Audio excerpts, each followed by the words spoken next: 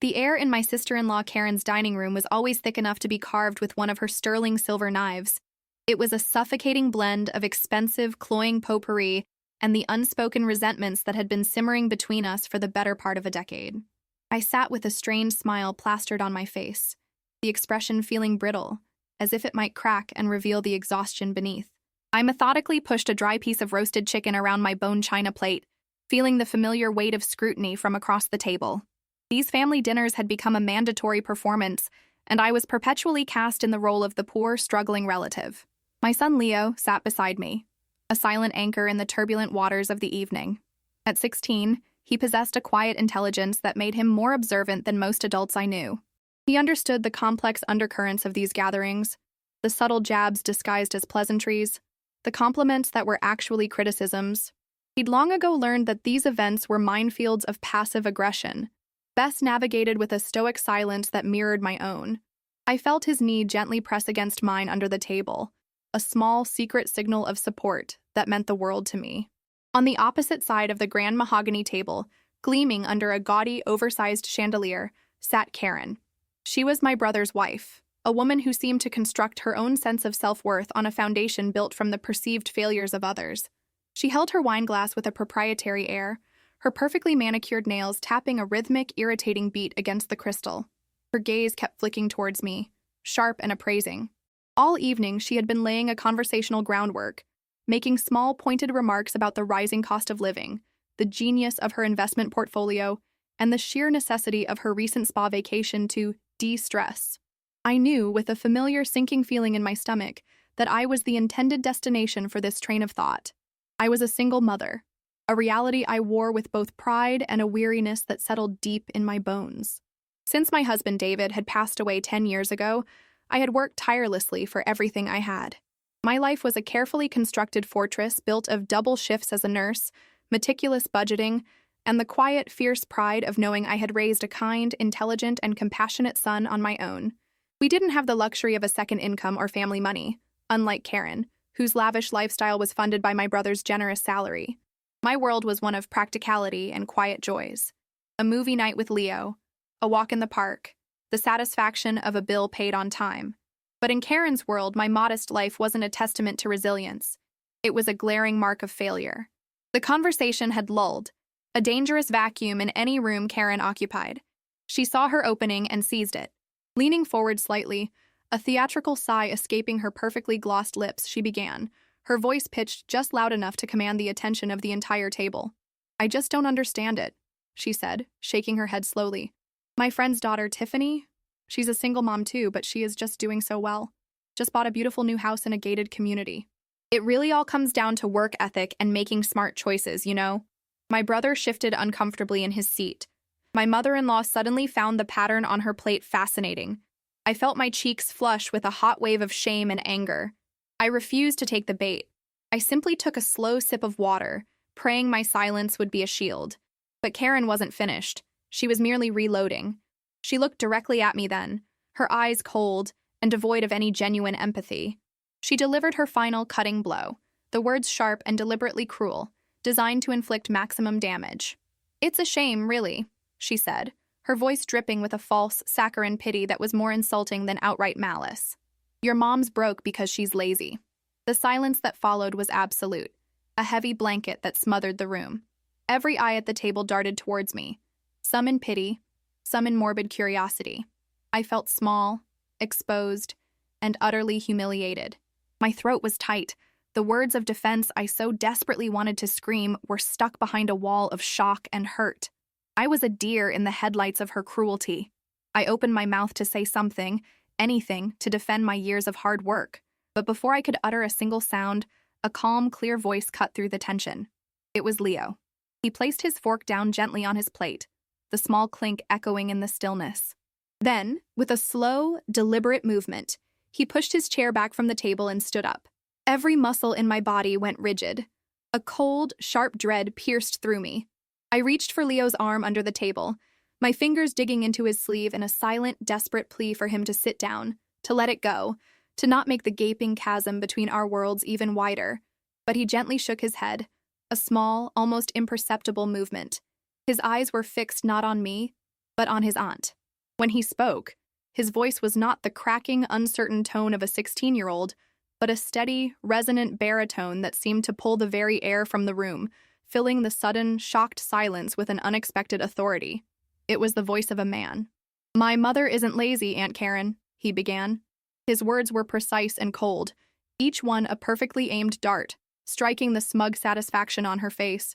"My mother is tired.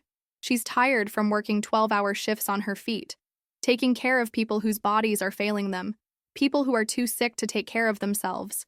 She's tired from coming home and not sitting down, but starting her second job, making sure I've done my homework, that there's food in the fridge for the week, that our lives are as normal and happy as she can possibly make them. She's tired of doing everything on her own since my dad died." He paused, letting the weight of that last sentence settle into the thick, uncomfortable silence. The roasted duck sat untouched on its platter, its glistening skin growing dull in the cooling air. My brother Mark's fork, which had been halfway to his mouth, was frozen in midair. Leo took a small step back from the table, creating a space around himself, as if he were on a stage.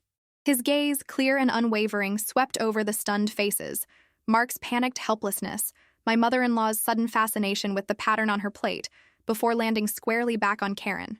"You talk about smart choices and work ethic," Leo continued, a faint, humorless smile touching his lips. "Let's talk about choices. My mother's choice is to get up at 5 in the morning to save lives. Your choice is to get up at 9 to play tennis at the club.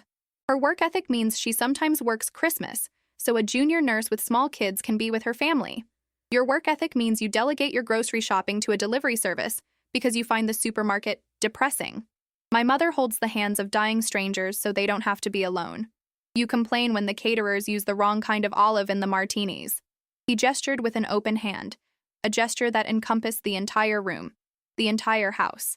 "So, you're right about one thing. You just don't understand it.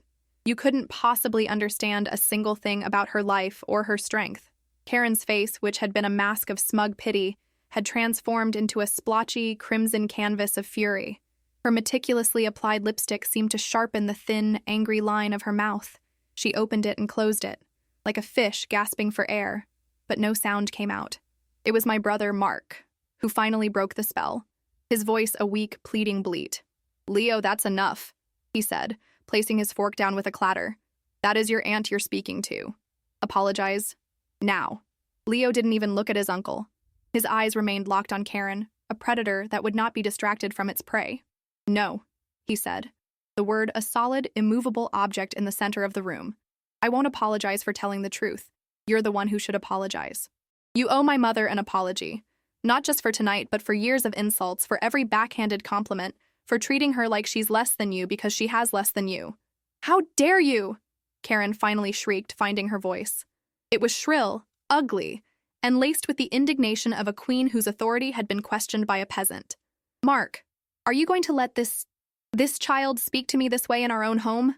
Mark looked trapped, his eyes darting between his furious wife and his resolute nephew. He wrung his hands, a man drowning in his own cowardice. I saw in that moment the countless times he had chosen this path, the path of least resistance, of placating Karen at the expense of his own family. And it was in that moment that I finally found my own strength, a wave of pride so fierce and powerful, it washed away years of accumulated shame and humiliation. My son had stood up for me. The least I could do was stand with him. Slowly, deliberately, I folded my linen napkin and placed it on the table. The simple act felt monumental. I rose to my feet, my movements calm, my spine straight. I looked at my brother, and my heart ached not with anger, but with a decade's worth of disappointment. "Don't worry, Mark," I said, my voice steady and clear, cutting through Karen's rising hysteria. "You don't have to choose. Leo and I are leaving." I placed my hand on Leo's back. It was strong and solid under my palm. He was no longer a little boy hiding behind my legs, but a young man standing in front of me, a shield. "This is unbelievable," Karen sputtered, pushing her heavy mahogany chair back with a screech. "After all we do for you, after all the generosity we've shown, you ungrateful charity cases." "Charity?" Leo laughed, a short, sharp sound completely devoid of mirth. It was the most chilling sound I had ever heard from him. "You call this charity? This isn't charity, Aunt Karen. It's an audience.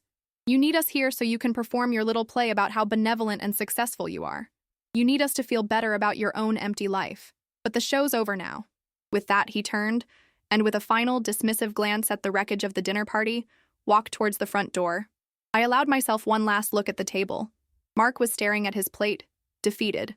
My mother-in-law was still silent, a portrait of inaction, of a woman who had long ago chosen to see and hear nothing that might disturb her peace. I turned and followed my son, the sound of Karen's enraged sputtering fading behind us like the hiss of a punctured tire.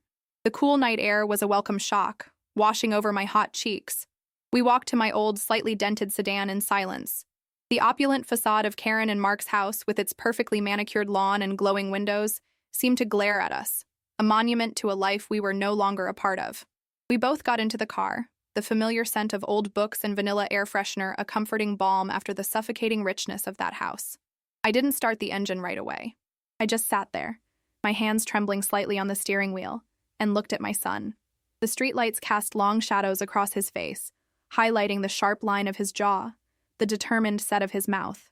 He looked so much like his father in that moment. It stole my breath. Tears I hadn't allowed myself to shed in that house, tears I had choked down for years, began to well in my eyes, blurring the world outside into a swirl of light and dark. They weren't tears of sadness or shame. They were tears of overwhelming, all-consuming pride. "Leo," I whispered, my voice thick with emotion. He turned to me, his expression softening as he saw my face.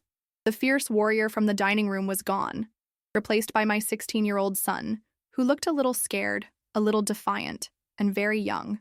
"It's okay, Mom," he said softly. "I'm okay."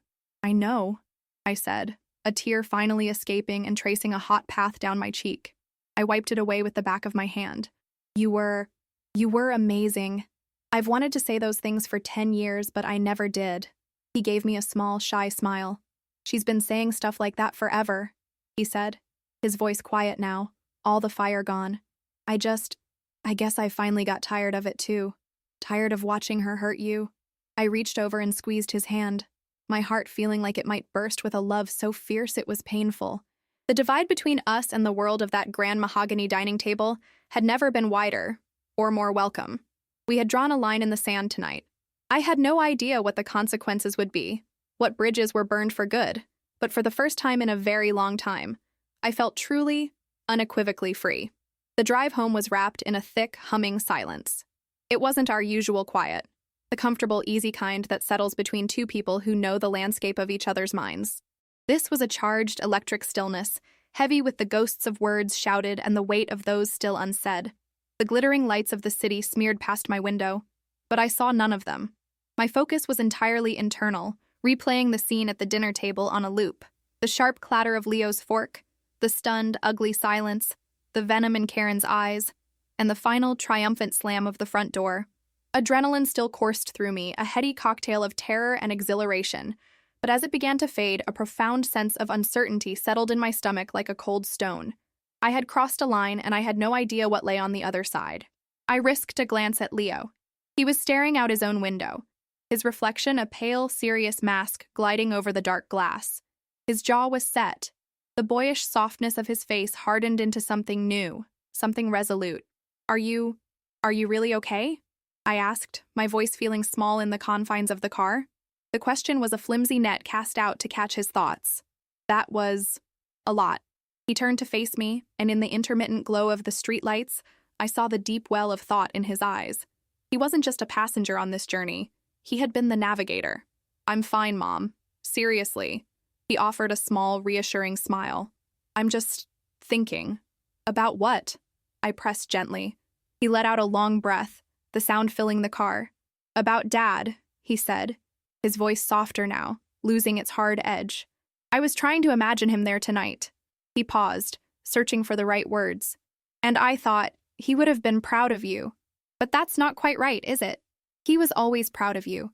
He told me that all the time. But tonight, he would have been proud of us. For being a team. For finally having your back in a way that he always did." The words landed like a physical blow, knocking the air from my lungs and cracking open the dam of my composure. Fresh, hot tears welled and spilled over, tracking silent paths down my cheeks. David. He had always been our shield, our advocate. the quiet strength that allowed me to weather Karen's casual cruelties. For 10 years, I had tried to be that shield for Leo, to absorb the blows and be strong enough for two. To see my son, my 16-year-old boy, step so seamlessly into that role, not out of obligation but out of a fierce, protective love, was the most gut-wrenching, beautiful thing I had ever witnessed. I had raised a good man. David's legacy was safe. Yeah, I managed to choke out, my voice thick and unrecognizable. He really would have been. We pulled into the parking lot of our modest apartment building, a world away from the manicured lawns and cold marble of Karen's house. Here the hallways smelled faintly of garlic bread and laundry detergent, a comforting symphony of real life. As I turned the key in our lock, the door swinging open to reveal our small, slightly cluttered, love-filled sanctuary, I felt a sense of peace so profound it was almost dizzying. This was ours. It wasn't grand, but it was authentic. It was home. The expected fallout arrived the next afternoon. I was folding laundry, the rhythmic snap of a fitted sheet, a small anchor in a sea of anxiety. Leo was at the kitchen table, pretending to do homework, but really just staring at a page, his mind clearly elsewhere. My phone, sitting on the counter, buzzed aggressively. The screen lit up. Mark. My stomach performed a sickening lurch. I ignored it. A minute later, it buzzed again and again. On the fourth try, Leo looked up, his eyes meeting mine. They were grim but steady. "You should probably answer," he said, his voice older than his years. Just to get it over with. He was right. Procrastination would only prolong the dread. Wiping my sweaty palms on my jeans, I took a deep breath, walked to the counter, and swiped to answer. "Hello, Mark." "Emily!" "Thank God!" He sounded winded, his voice a frantic rush of anxiety. "I've been calling. Are you getting my calls? I thought you might have blocked me." "I'm getting them, Mark. I was busy."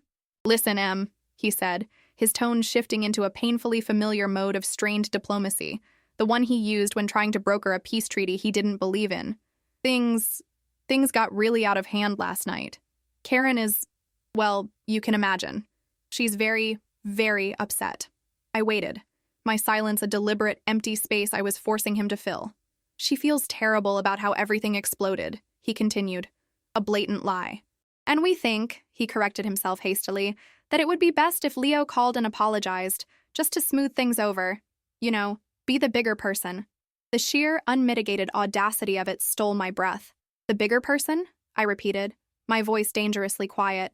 "Mark, your wife called my son charity case and implied I was a failed parent in your home, a home my husband's money helped build, and my 16-year-old child is expected to be the bigger person. He was disrespectful, Emily. You can't deny that. He yelled at her in my house." "He was honest," I shot back, the dam of my composure finally breaking. "He said the things that you, her husband, and my brother-in-law should have been saying for the past decade. But you never have you, Mark? You just stand there, mute, and let her use me and my son as her personal punching bags because you're too terrified of her to stand up for what's right." A pained, static-filled silence crackled over the line. I could hear his shallow breathing.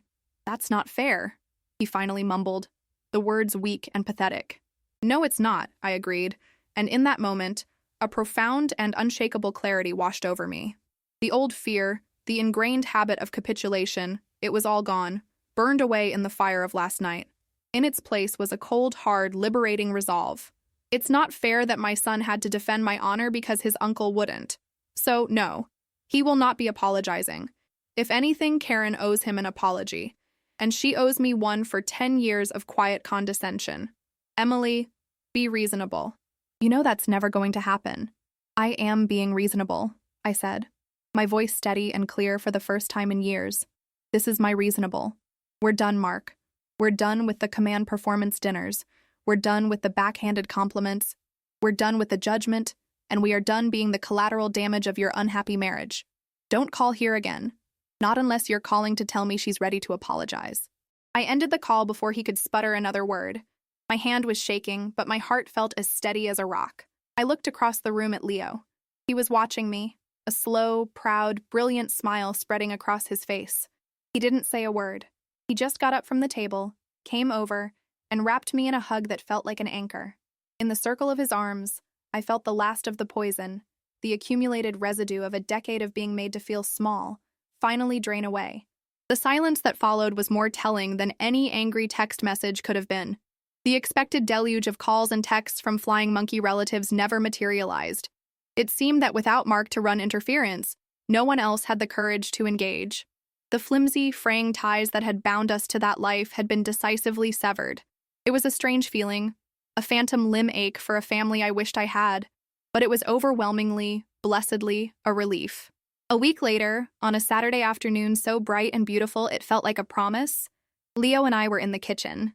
An old soul playlist was drifting from a small Bluetooth speaker, and we were attempting a ridiculously complicated lasagna recipe that involved a bechamel sauce we'd already burned once. Flour dusted every surface, including our faces, and a smear of tomato sauce decorated my cheek. The apartment was filled with the glorious, comforting smell of garlic and baking cheese, and with our laughter. My phone buzzed on the counter. We both froze, a flicker of the old anxiety passing between us. It was a text from my mother-in-law, David's mother. My heart hammered against my ribs. I hadn't heard from her since the incident. With trembling fingers, I opened the message. It wasn't words. It was a photo. A picture of Leo as a little boy, no older than 5, perched high on David's shoulders. They were at a park, dappled sunlight filtering through the trees. They were both grinning at the camera, their faces alight with a pure, unadulterated joy that leapt through the screen. My David, my little boy. Beneath the photo was a simple line of text. You have raised a good man, Emily. David would be so proud of you both. A sob escaped my lips, a sound of grief and gratitude and overwhelming love. I turned the phone to show Leo. He stared at the picture of his father, then read the message. His eyes glistened. He wrapped his arms around me again, and we just stood there for a long moment, clinging to each other in the middle of our messy, beautiful, happy kitchen. We had lost a toxic branch of our family, yes, but we had found something infinitely more valuable in its place. We had found our voice. We had found our self-respect. We had found our freedom. And we had discovered, with absolute certainty, that our little family of 2 was more than enough. It was whole. It was strong. We had everything we would ever need. We weren't broke. We were, in fact, the richest people I knew.